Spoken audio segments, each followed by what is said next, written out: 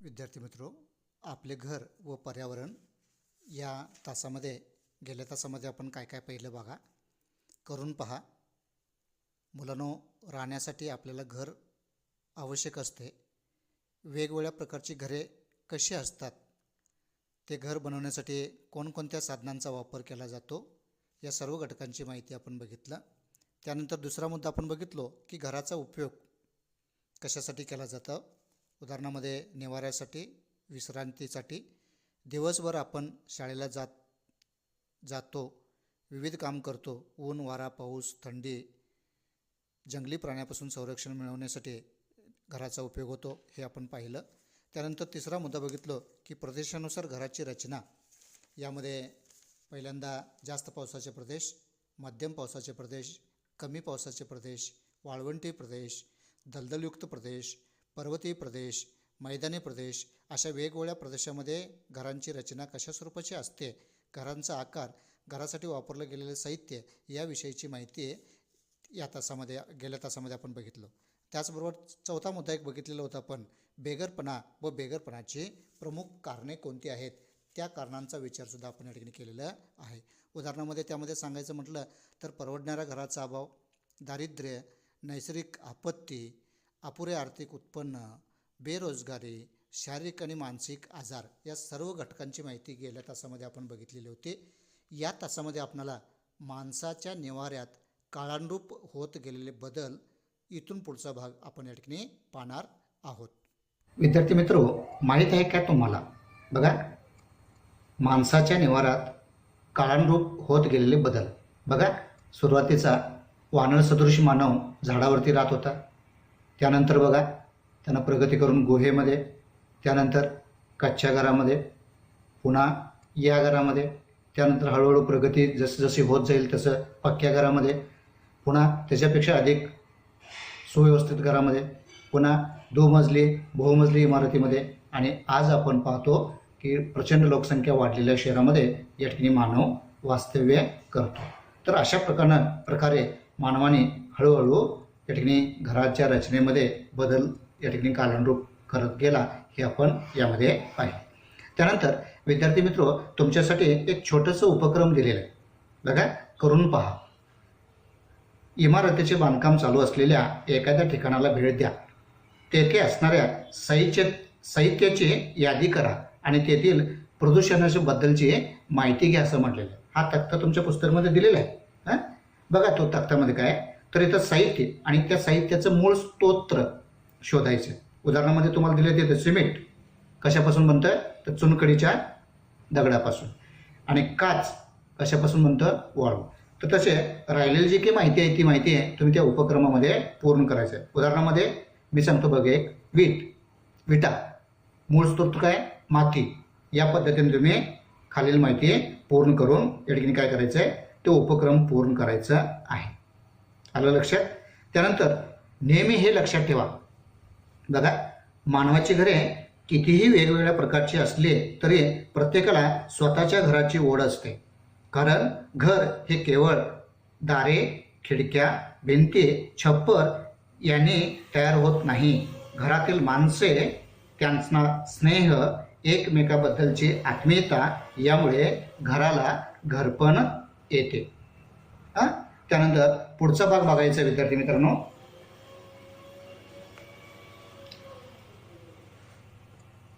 बघा, खालील चित्राच्या आधारे पर्यावरण प्रदूषण व आपण यावरती चर्चा करायचं आहे. याचा मुद्दा आहे 6वा, पर्यावरण प्रदूषण. बघा, पर्यावरण प्रदूषणाबद्दलची माहिती. जगाची लोकसंख्या सातत्याने वाढत आहे, त्यामुळे मोठ्या प्रमाणामध्ये घरे बांधली जात आहेत. घरे बांधण्यासाठी मोठ्या प्रमाणामध्ये नैसर्गिक साधन संपत्तीचा वापर केला जातो आणि त्यामुळं जलप्रदूषण, वायू प्रदूषण, ध्वनी प्रदूषण, मृदा प्रदूषण, परिणामी पर्यावरणाची हानी होते. आता उदाहरणामध्ये इथं चित्रामध्ये दाखवलेत बघा. पहिलं, पर्यावरणाची हानी कोणकोणत्या कारणासाठी होतं ते दिलेत. डोंगर पोखरणे. दुसरं आहे समुद्रकिनारा वाळू उपसणारी बोट, म्हणजे समुद्रकिनारा तसेच नदीच्या पात्रातून वाळू उपसा करणे. त्याचबरोबर भूजलाची पातळी खालावणे म्हणजे पाण्याची उपसा करणे. त्यानंतर जमिनीतील पाण्याचा अतिरेक वापर करणे, जमीन मोकळी करण्यासाठी वन कटाई करणे किंवा वृक्षतोड करणे आणि त्याचबरोबर तळी, ओढे, नद्या, खाड्या सखल भागामध्ये भर घालून जमीन तयार करणे, अशा कारणामुळं पर्यावरणाची हानी या ठिकाणी होते. त्यानंतर विद्यार्थी मित्रांनो, पुढचा मुद्दा पाहायचा आहे, वाढते शहरीकरण व संबंधित समस्या कोणत्या आहेत त्या समस्या आपण या ठिकाणी पाहणार आहोत. यामध्ये बघा, शेती आणि इतर उपयोगासाठी असलेली जमीन वाढत्या शहरीकरणामुळं वस्त्या व रस्त्या उभारण्यासाठी वापरली जाते. शेतीसाठी जमीन कमी पडू लागल्यामुळे वनाखालील राखलेली जमीन ही शेतीसाठी मोठ्या प्रमाणामध्ये वापरतात. त्यामुळं मोठ्या प्रमाणावर वृक्षतोड होऊन वनाचा प्रदेश दिवसेंदिवस कमी होत चाललेला. बघा, उदाहरणामध्ये घरासाठी लागणारे साहित्य तयार करण्यासाठी ऊर्जेचा वापर सुद्धा करावा लागतो.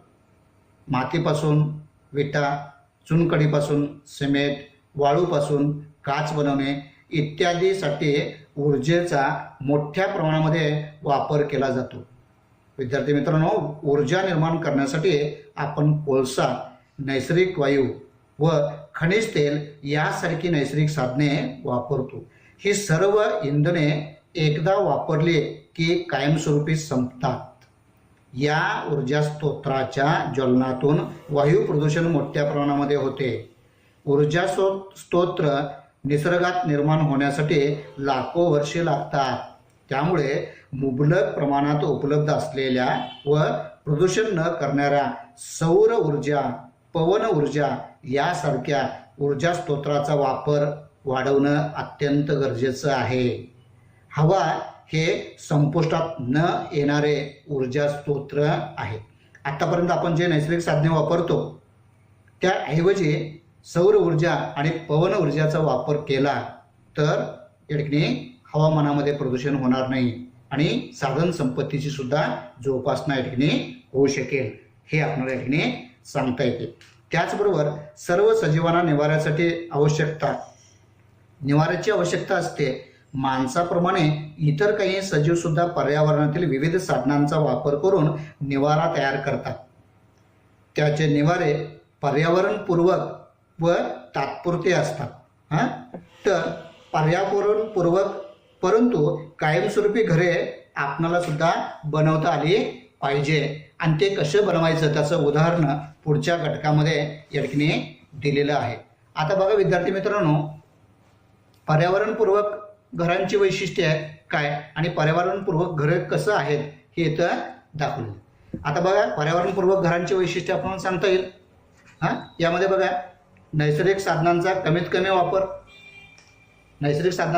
कमी वापर करून आपल्याला पर्यावरणपूर्वक घरे या ठिकाणी बांधता येतात. दुसरं, बायोगॅस, पवन ऊर्जा व सौर ऊर्जा यासारख्या अपारंपरिक ऊर्जा साधनांचा वापर करून सुद्धा पर्यावरणपूर्वक घरं आपल्याला बनवता येतात. 3, पाण्याचा पुनर्वापर या ठिकाणी करता येते.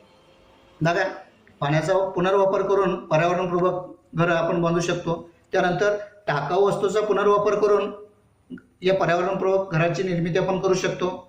तसंच कृत्रिम साहित्य व कृत्रिम रंगाचा वापर न करता पर्यावरणपूर्वक रंग वापरून घरामधलं रंगरंगोटी आपण करू शकतो. आणि एकंदरीत घरामध्ये नैसर्गिक प्रकाश व हवा खेळती राहण्याची सोय सुद्धा आपल्याला करता येते.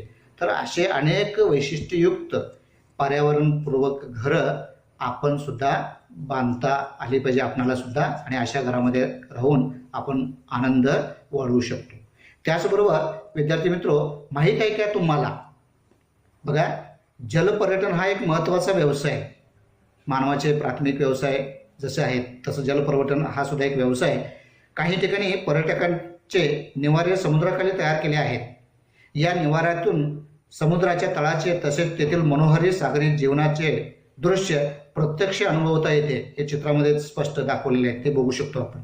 असे निवारे युरोप खंडामध्ये, उत्तर अमेरिका येथील किनारी भागामध्ये पाहायला मिळतात. बघा, अशा भागामध्ये जलपर्यटन व्यवसायाचा विकास मोठ्या प्रमाणामध्ये होते. विशेषतः उत्तर अमेरिकेमध्ये सॅन फ्रान्सिस्को आणि कॅलिफोर्निया ज्या ठिकाणी चित्रपट निर्मिती उद्योग मोठ्या प्रमाणामध्ये निर्माण झालेला आहे, असे ठिकाण या ठिकाणी आपल्याला अशा स्वरूपाचं दृश्य चित्र पाहायला मिळते हे आपल्याला सांगता येईल.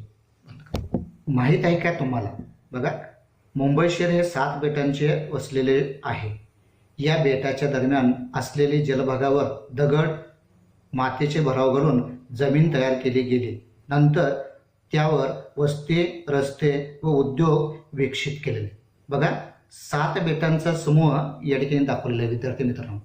ही 7 बेटे कोणती आहेत ती बेटे आपल्याला या ठिकाणी पाहता येतील. बघा, या बेटाचं नाव आहे माहीम. या बेटाचं नाव काय? माहीम. हे बेट आहे. दुसरं वरळी. पहिल्या बेटाचं नाव माहीम, दुसरं बेट आहे वरळी, तिसरं बेट आहे परळ. तिसरं बेट कुठं आहे बघा, आणि याचं नाव परळ. चौथं बेट आहे या ठिकाणी माझगाव. चौथं बेट माझगाव. 5वं बेट या ठिकाणी आहे मुंबई. आपण मुंबई म्हणतो, हे पूर्ण भाग हा 5वं बेटाचा आहे आणि त्याचं नाव आहे मुंबई. त्यानंतर 6वं बेट आहे या ठिकाणी कुलाबा. 6वं बेट कोणतं आहे? कुलाबा. आणि याच ठिकाणी छोटंसं एक बेट आहे बघा, या बेटाचं नाव आहे छोटा कुलाबा. त्यामुळं 7 बेटांचा जो समूह आहे त्या समूहांची नावं, ह्या बेटांची समूहांची नावं तुम्हाला मी सांगितलेली आहेत. पुन्हा एकदा सांगतो बघा, या ठिकाणी माहीम, त्यानंतर वरळी, त्यानंतर परळ, त्यानंतर माझगाव, त्यानंतर 5वं मुंबई, 6वं या ठिकाणी कुलाबा आणि मुंबई आणि कुलाब्याच्या मध्ये असलेला हा 7वं बेट आहे या ठिकाणी छोटा कुलाबा. तर मित्रांनो, अगदी पहिल्यापासून आपण या पाठामध्ये काय काय शिकलो हे आपण या ठिकाणी पाहायचं आहे. विशेषतः प्रदेशातील हवामानाच्या बदलानुसार घर बांधणीमध्ये विविधता दिसून येते हे आपण बघितले. त्याचबरोबर घराचा उपयोग कोणकोणत्या कारणासाठी होतो हे आपण पाहिलं. विशेषतः निवाऱ्यासाठी, विश्रांतीसाठी, त्याचबरोबर थंडी, ऊन, वारा, पाऊस, जंगली श्वापदे आणि समाज कंटक किंवा चोरापासून संरक्षण होण्यासाठी घराचा उपयोग होतो हे आपण या ठिकाणी बघितले. त्यानंतर या ठिकाणी हवामानाच्या बदलानुसार घरबांधणीमधली विविधता या ठिकाणी आपण बघितलं.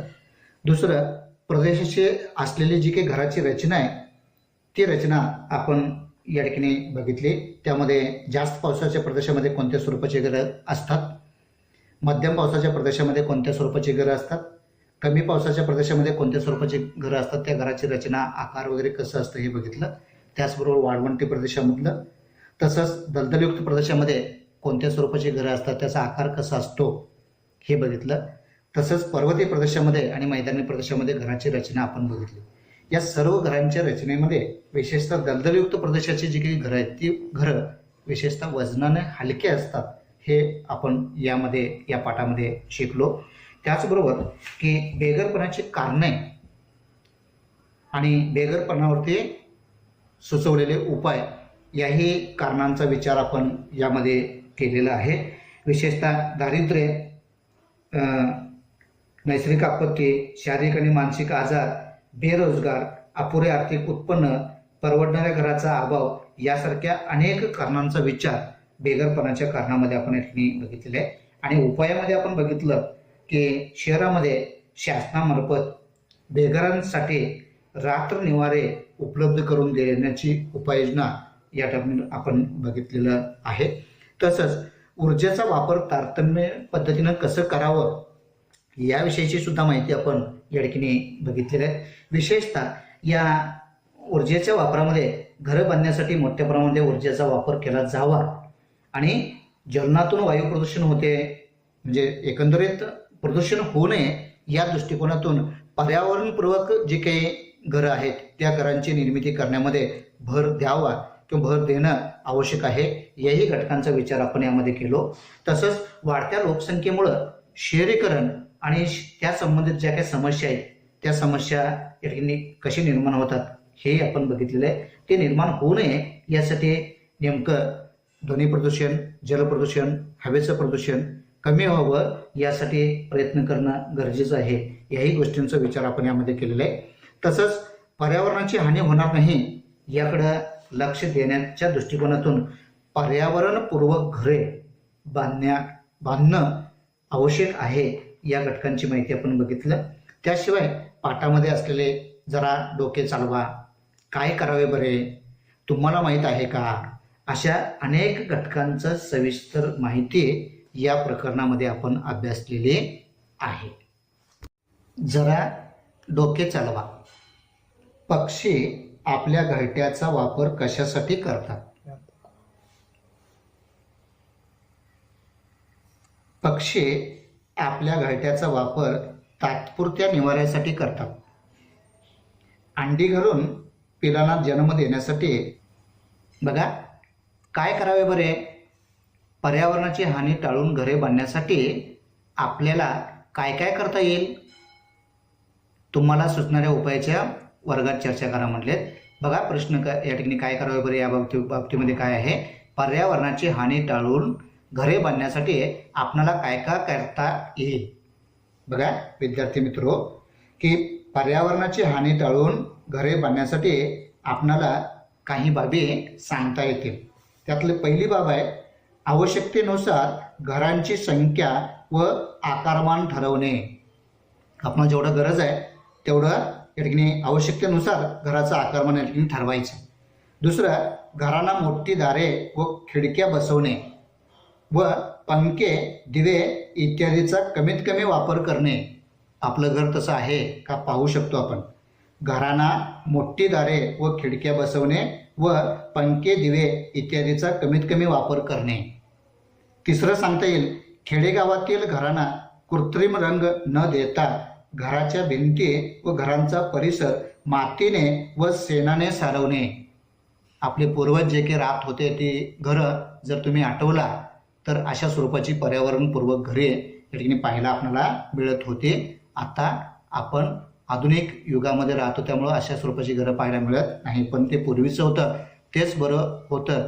जुनं ते सोनं होतं असं आपण म्हणू शकतो. चौथं, घरं बांधताना कमीत कमी यंत्राचा व कमीत कमी नैसर्गिक साधन संपत्तीचा वापर करणे. आपण पर्यावरणपूर्वक घरांची जी काही वैशिष्ट्ये बघितली त्या वैशिष्ट्यामध्ये असं बसवता येते की पहा, की घर बांधताना कमीत कमी यंत्राचा आणि कमीत कमी नैसर्गिक साधन संपत्तीचा वापर करता येणे किंवा वापर करणे. आणि दुसरा एक उपाय सुचवता येईल आपणाला या ठिकाणी, घरे बांधताना पाण्याचा व टाकाऊ वस्तूचा पुनर्वापर करता येईल का? तर अशा पद्धतीनं विद्यार्थी मित्रांनो या ठिकाणी पर्यावरणाची हानी टाळून घरे बांधण्यासाठी असे उपाय किंवा यासारखे अनेक उपाय आपल्याला सुचवता येईल. पुढील स्वाध्याय वहीत सोडवा. योग्य पर्याय निवडून उत्तरे लिहा. प्रश्न पहिला, बहुमजली घर बांधताना मुख्यतः कोणते साहित्य वापरतात? पर्याय बघा. अ पर्याय, वाळू, कोळसा, सिमेंट, विटा. ब पर्याय, सिमेंट, विटा, कापूस, लोखंड. क पर्याय, लोखंड, सिमेंट, वाळू, विटा. आता उत्तर बघा. बहुमजली घर बांधताना मुख्यतः पुढील साहित्य वापरतात. क पर्याय बरोबर आहे. मग त्याचं उत्तर काय बघा, लोखंड, सिमेंट, वाळू आणि विटा म्हणजे क पर्याय बरोबर आहे. दुसरा आकडा, पुढीलपैकी कोणते ऊर्जा स्तोत्र संपुष्टात येणारे आहेत? संपुष्टात येणे म्हणजे संपणारे. पर्याय वाचतो बघा. अ पर्याय, सौर ऊर्जा, कोळसा, खनिज तेल, पवन ऊर्जा. ब पर्याय, पवन ऊर्जा, सौर ऊर्जा, नैसर्गिक वायू, कोळसा. आणि क पर्याय आहे, कोळसा, नैसर्गिक वायू, पेट्रोल आणि डिझेल. आता उत्तर बघा. क पर्याय बरोबर आहे. क पर्याय काय आहे ते सगळं पुन्हा एकदा सांगतो.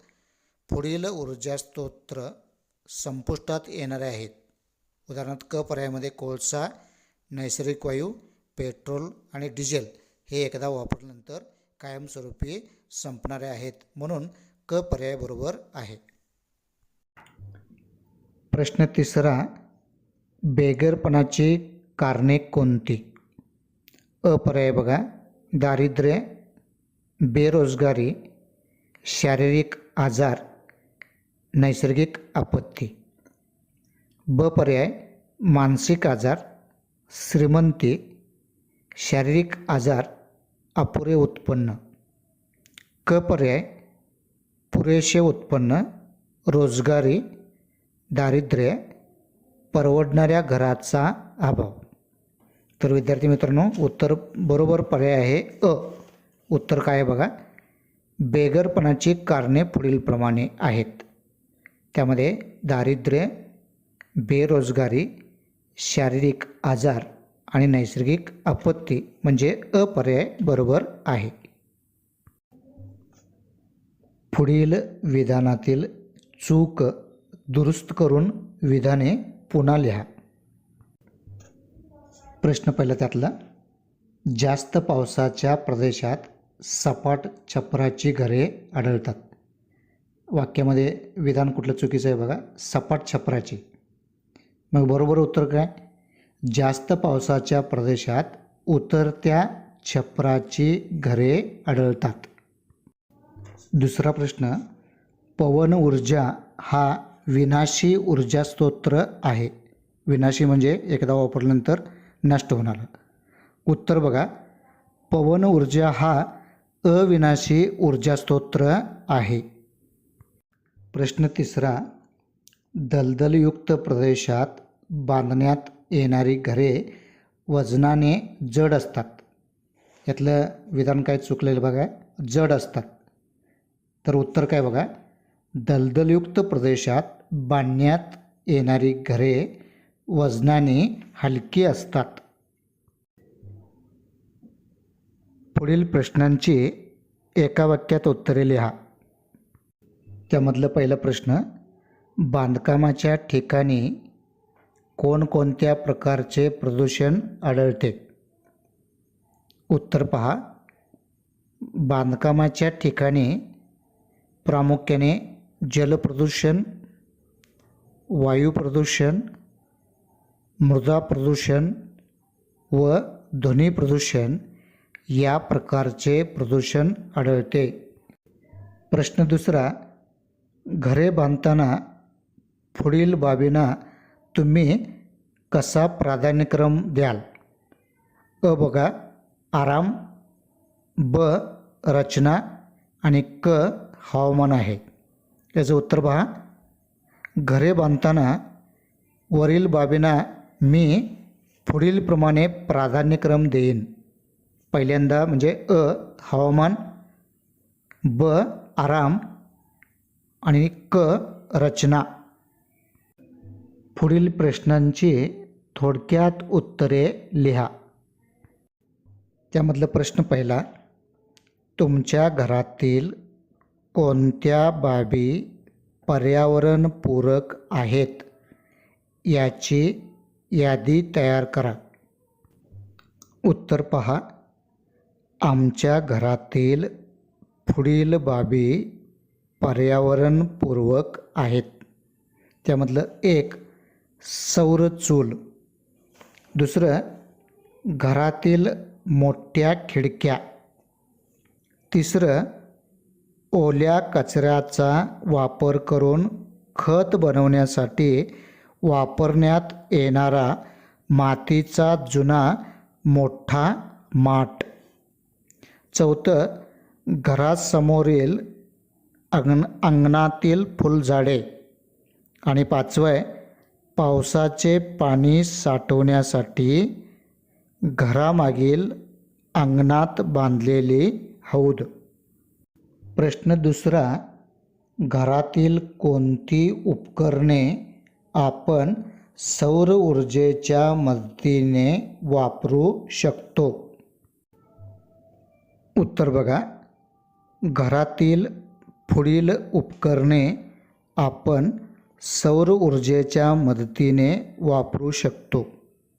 त्यातलं एक बघा, पंखा, 2 दिवे, 3 घड्याळ, 4 कुकर आणि 5वं गीजर.